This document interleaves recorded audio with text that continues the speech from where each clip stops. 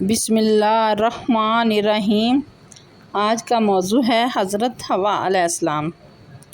جب حضرت آدم علیہ السلام کو خداوند قدوس نے بہشت میں رہنے کا حکم دیا تو آپ جنت میں تنہائی کی وجہ سے کچھ محلول ہوئے، تو اللہ تعالیٰ نے آپ پر نیند کا غلبہ فرما دیا اور آپ گہری نیند سو گئے۔ تو نیند ہی کی حالت میں آپ کی بائیں سب سے چھوٹی پسلی کو اللہ تعالیٰ نے آپ کے بدن سے جدا کر دیا اور اس ہڈی کی جگہ گوشت فرما دیا۔ پھر اس پسلی کو ہڈی سے حضرت حوا علیہ السلام کو پیدا فرمایا۔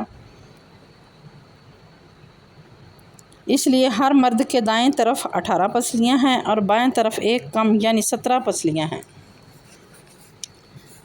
پسلی کے جدا ہونے سے حضرت آدم علیہ السلام کو کوئی تکلیف نہیں ہوئی، بلکہ آپ کو احساس بھی نہیں ہوا کہ میری ایک پسلی جدا ہو گئی ہے۔ جب آپ نیند سے بیدار ہوئے تو یہ دیکھ کر حیران رہ گئے کہ ایک نہایت ہی خوبصورت اور حسین و جمیل عورت آپ کے پاس بیٹھی ہوئی ہے۔ آپ نے ان سے فرمایا کہ تم لوگ کون ہو اور کس لیے یہاں آئی ہو؟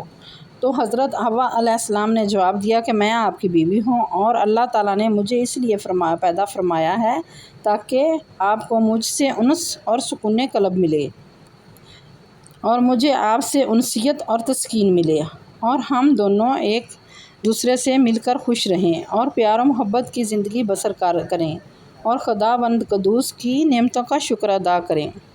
قرآن مجید میں چند مقامات پر اللہ تعالیٰ نے حضرت حوا علیہ السلام کے بارے میں فرمایا۔